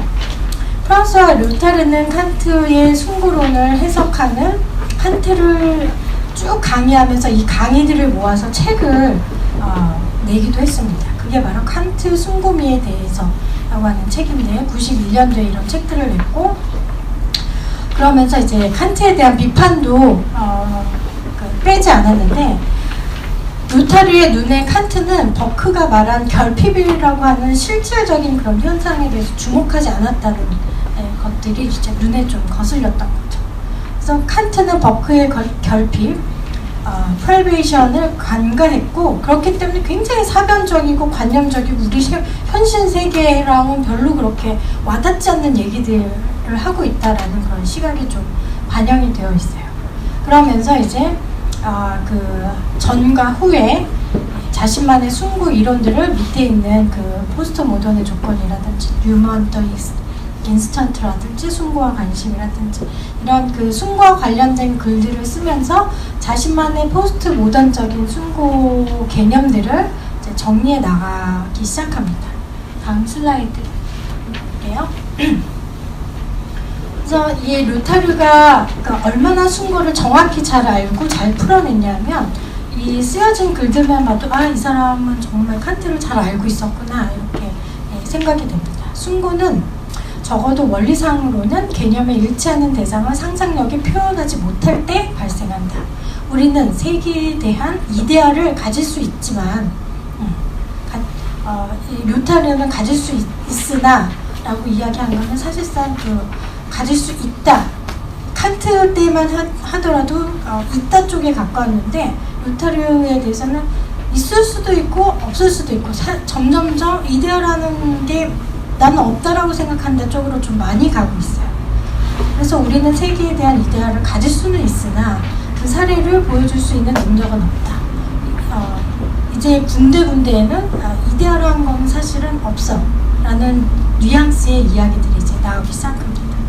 우리는 단순성의 이데아를 갖고 있지만 그것의 사건, 발생이 될 지각 가능한 대상으로 얘를 이렇게 예증할 수는, 눈앞에 이렇게 보여줄 수는, 구현할 수는 사실상 그렇게 할 수는 없다 라는 말로 이제 칸트의 상상력과 이성과의 그런 그 불일치, 이런 그 불쾌에서 쾌로 이행되는 그런 숭고의 경험, 이런 것들을 설명하고 있습니다.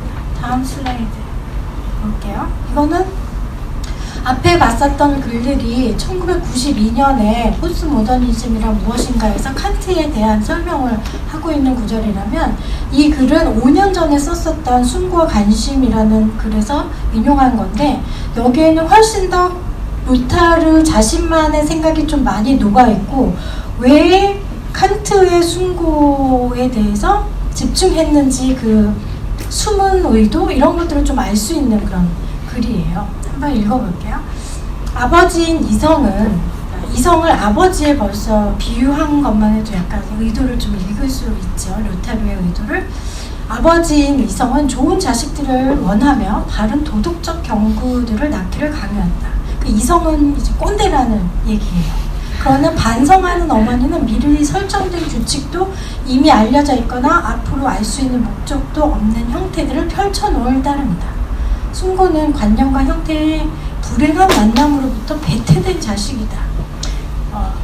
숭고의 아주 불행한 태생적 배경을 설명을 하고 있습니다.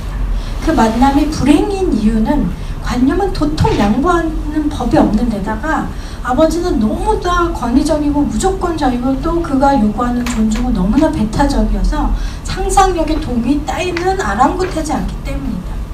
이성은 형태들을 지향하는 처녀를 잉태시킨다. 여기서 이제 권위적이다 못해서 막 부도덕한 면까지 막 보일 그런 의미로까지 막 비유가 됐는데, 처녀를 잉태시킨다. 그녀의 애호는 존중하지 않은 채 말이다. 그는 오직 자기 자신에 대해서만, 규범과 규범의 실현에 대해서만 존중을 표할 것을 강요한다. 그에게 아름다운 자연 따위는 필요 없다. 그에게 절대적으로 필요한 것은 겁탈당하고 유린당하여 탈진한 상상력이다. 그녀는 숭고를 당하면서 죽을 것이다. 또 죽어간다고 믿을 것이다. 상상력은 폭력을 겪어야만 한다. 그것의 고통, 그것에 침해하는 폭력의 매개에 의해서만 규범이 획득되는 것을 보는 즐거움이 획득되기 때문이다. 그래서 숭고를 칸트가 이제 숭고에 대해서 이야기했던 것들이 마냥 그렇게 순진하게 그렇게 좋은 것만은 아니야, 이런 뉘앙스가 좀 느껴지시죠.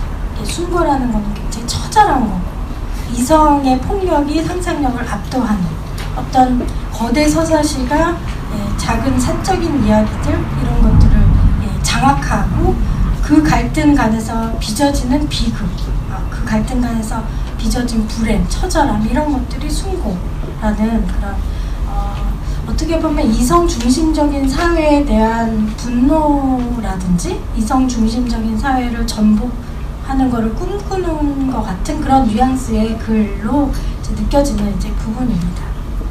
그랬던 루타르가 바넨 유먼을 만나면서 굉장히 착한 글로 조금 변화하는 느낌을 제가 받았는데요.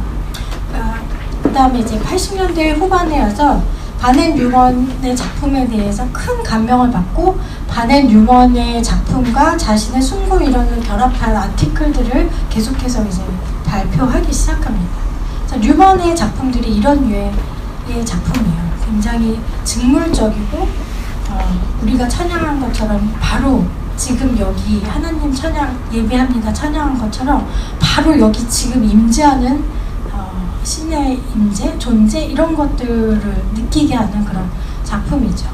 그래서 뉴먼의 작품들은 또 제목도 성경적인 그런 소재에서 제목들이 다 차용이 되어 있어요. Voice of Fire, 떨기나무에 불이 붙어서 막 모세를 부르는 하나님의 음성, 두렵고 떨림으로 모세가 신을 벗고 그 앞에 나섰잖아요. 그런 제목이라든지 아니면 The Beginning이라고 해서 태초의 시작, 빛이 있으라, 롱기누스가 주목했었던 그 부분을 그린 작품이라든지 이런 작품들이 이제 뉴먼의 대표적인 숭고를 보여주는 회화라고 할 수 있습니다. 다음 슬라이드 보겠습니다. 그래서 료타르는 바넨 뉴먼을 보면서 이게 진짜 칸트에 의해서 막 추상 미술이 칸트 이론에 의해서 설명될 수 있겠구나, 이 가능성도 발견했고, 그리고 바넨 뉴먼의 작품이야말로 칸트의 이론으로도 설명이 되면서 내가 이야기하고자 하는 어떠한 그런 아주 숭고의 현존성, 지금 여기를 강조하는 이 개념에도 바넨 뉴먼의 작품이 잘 맞아떨어지겠구나, 이 생각을 했었던 것 같아요. 그래서 뉴먼의 작품에 대한 아티클들이 80년대 이후에 굉장히 집중적으로 좀 많이 나오기 시작합니다. 그래서 지금 여기라는 키워드를 가지고 뉴먼의 작품을 설명하기 시작합니다. 숭고라는 것은 모든 것에도 불구하고 이 위협적인 공허를 수반하 무언가가 일어나게 될 것이라는 감정이다. 아직 일어나지는 않고 이제 일어나기 직전에 그 단계라는 거예요. 그래서 그 순간, 시간성이 굉장히 중요한 것이죠. 그리고 숭고라는 것은 무엇인가가 장소에서 열리게 될 것. 여기 개념을 설명하기 위해서 장소 개념이 또 끌어오게 됐죠. 그리고 무엇인가가 모든 것이 끝나지 않으리라는 것을 알리게 될 것에 대한 감정이다. 그 장소는 단지 여기이다. 가장 최소화된, 미니멀라이즈드 된 거를 번역이 이제 최소화된 것이죠. 이제 군더더기가 다 없어져 있는 어떤 극단적인 환원의 상태인 거죠. 가장 최소화된 사건인 여기이다. 그러면서 료타르 같은 경우에 바넨 뉴먼의 작품은 여기야 지금이라는 아주 현존성, 여기야 지금이라는 그 순간, 그 현존을 굉장히 강조하는, 그러면서 그냥 그것 자체 말고 더 군더더기 설명이 필요 없는 어떤 직물적인 그런 것들을 강조하면서 뉴먼의 작품을 발생, occurrence라고 비유를 하기도 했어요. 발생이다. 그냥 얘 그림은 발생이다. 그냥 보알라다. 프랑스 사람들이 막 감탄할 때 보알라 그런다면서요. 저한테 너무 생소한 감탄사지만 그런 그냥 그거로밖에 설명할 수 없는 작품이다 라는 이야기를 하게 됩니다. 그러면서 이제 처음에 나왔던 칸트에 대한 설명처럼 약간 점잖은 톤으로 조금 막 체제 전복적인 그런 거대 서사를 향해서 혁명을 일으킬 것 같은 그런 뉘앙스들이 조금 이렇게 수그러드는 것들을 이제 볼 수 있습니다. 그러면서 이제 료타르에 의해서 다시 모더니즘 시대에는 약간 좀 수그러들었던 숭고 미학에 대한 관심이 다시 이제 점화된 것 같은 그런 현상들을 볼 수가 있습니다. 그 이후에 이제 포스트 모던적인 숭고를 포스트 모던적인 시각에서 어떻게 적용하는지에 대한 내용들이 이제 많이 나타나게 되죠. 그래서 포스트 모던에서는 형이상학적인 거, 초월적인 거, 불변하고 변치 않는 이런 거에 대해서 별로 그렇게 크게 관심을 두지 않는 형이상학의 결핍의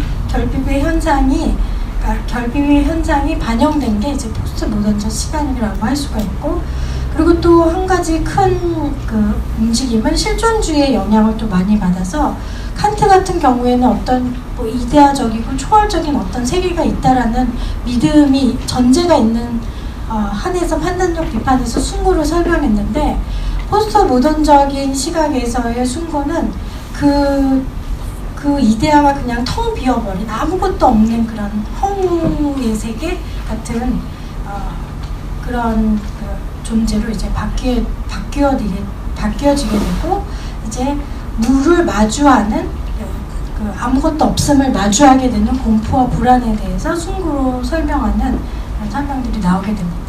그 다음에 그런 실존주의 영향에 의해서 그런 이데아의 빈자리에 무라고 하는 니힐이 들어가게 되는 그런 경향이 있는 반면에, 또 하나는 숭고의 대상으로 아브젝시오, 혐오, 혐오도 숭고의 대상의 특징으로 혐오를 들 수 있다라는 또 하나의 기류가 이제 들어가게 되는데, 이 기류에는 아까 이야기했었던 버크의 박탈, 어둠과 침묵이라는 거는 소리의 박탈이고 빛의 박탈이라고 봤었던 그런 버크의 시각과 락강의 그런 결핍이 욕망하는 것으로, 결핍이 있기 때문에 우리가 욕망하는 것, 그리고 결핍에 대한 이야기를 하고 있는 락강의 시선이 결합된, 그래서 이제 혐오를 숭고의 대상으로 보고 있는 그런 시각들이 이제 두 가지 큰 흐름들이 이제 나오게 됩니다.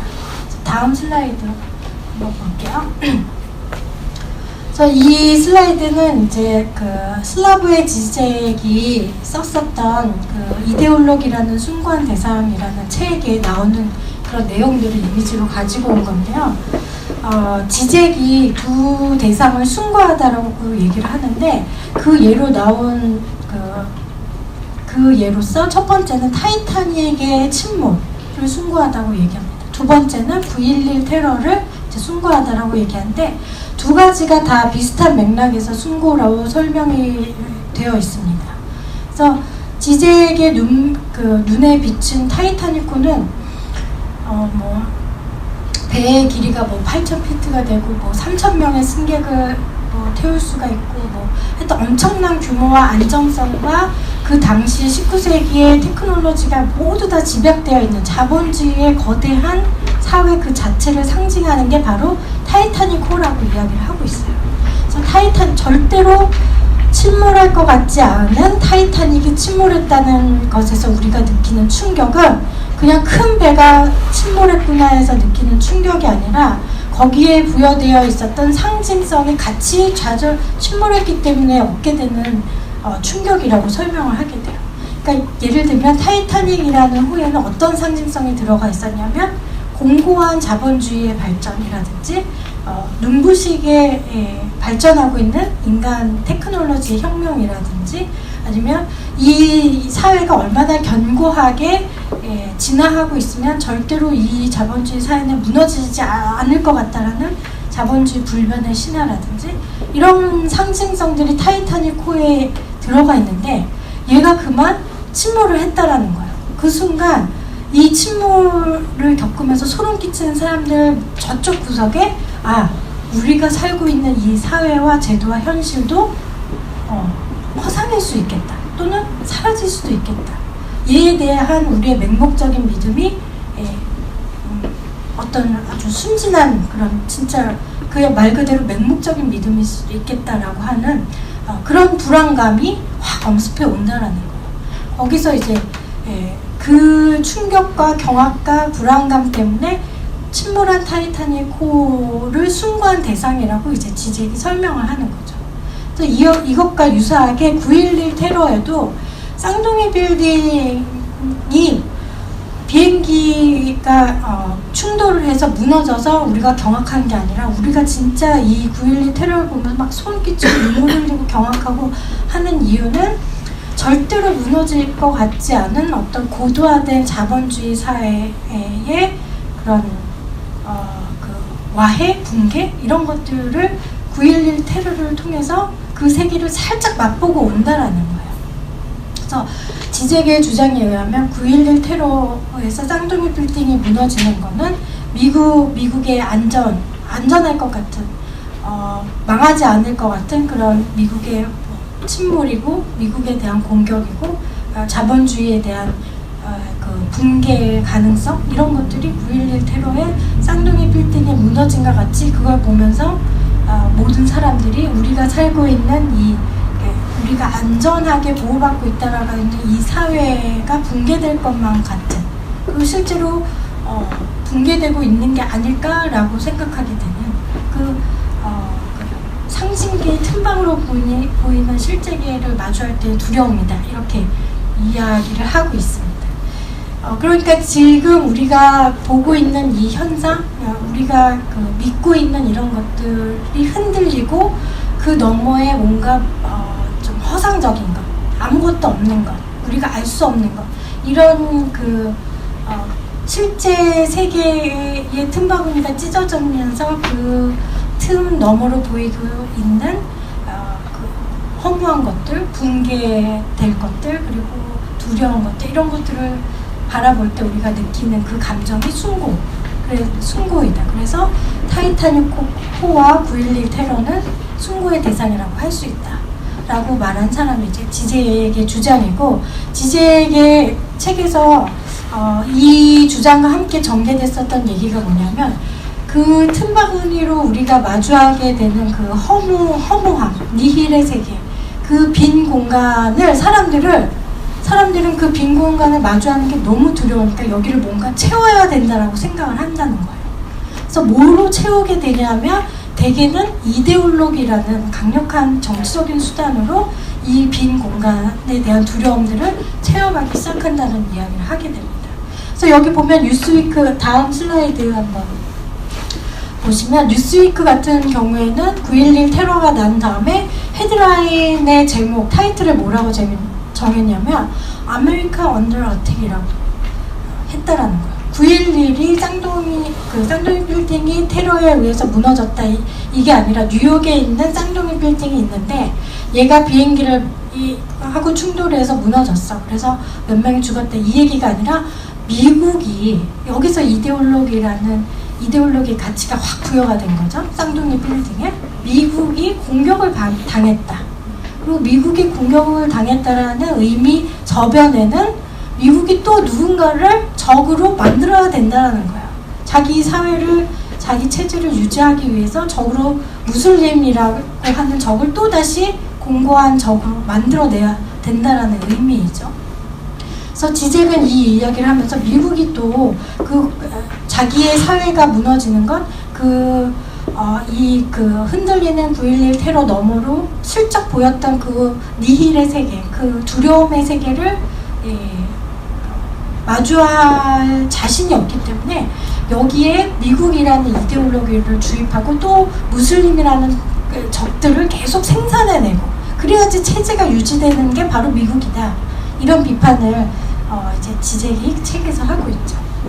그리고 과거에도 이제 오른쪽에 보고 있는 사진은 이제 나치 전당대회인데, 과거에도 또 미국과 같은 사례가 있었다.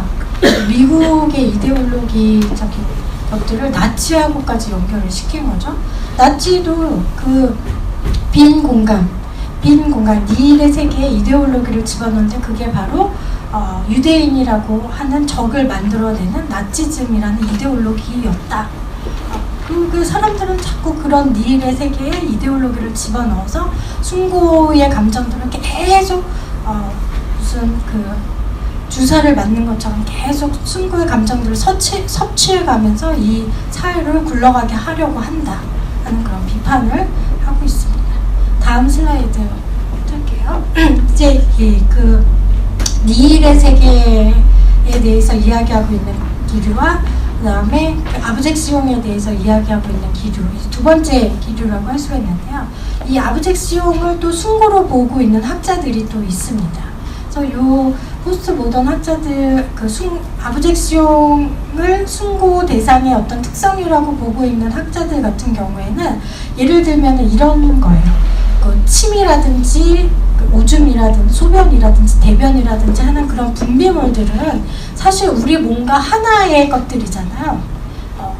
원래 더러운 게 아니라 우리랑 하나였었던, 우리나 마찬가지였었던 그런 것들이었는데 이게 이제 점점 자라면서 사람이 상상계에서 상징계로 진입하면서 아버지로 상징되는 어떤 규율이라든지 교육을 받기 시작하면서 인식이 이제 바뀌기 한다는 이야기예요.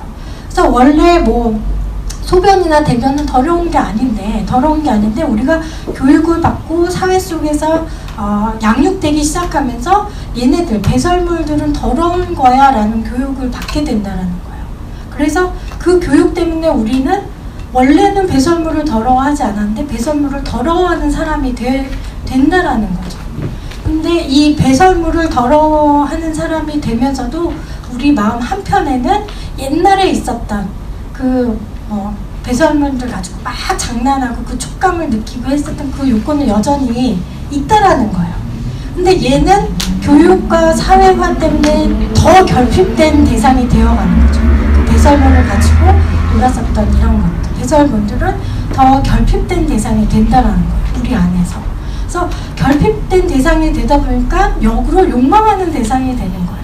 그러니까 우리가 더럽다라고 한편으로 하면서 내면 깊숙이 얘네들을 욕망하는 그런 욕망하는 그런 마음들이 있다라는 거예요.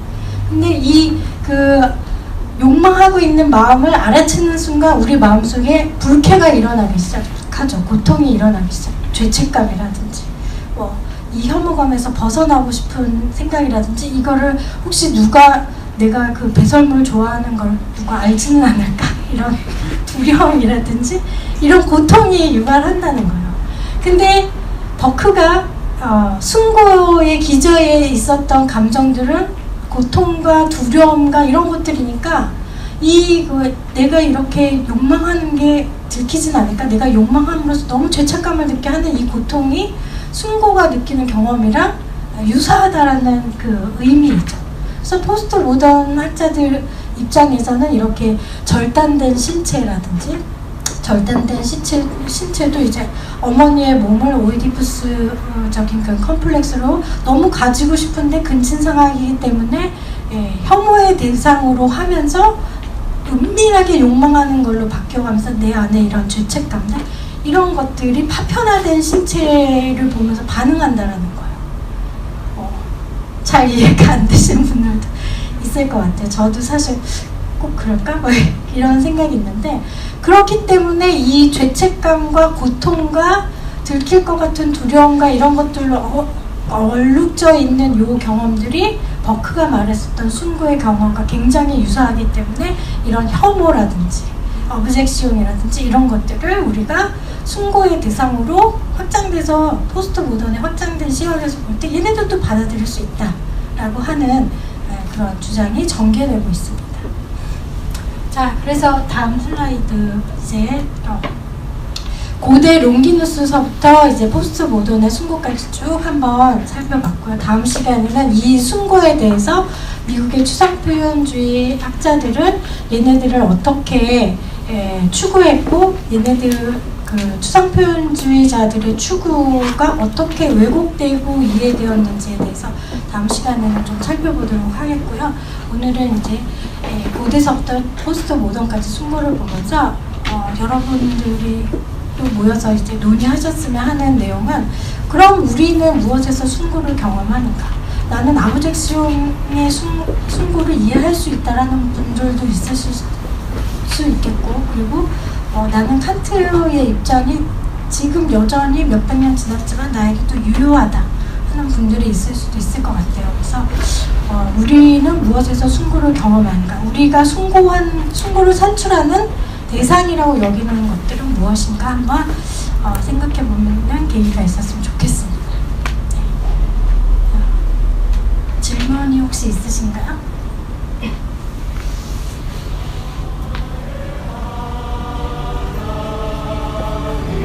없으시면 이만 마치겠습니다.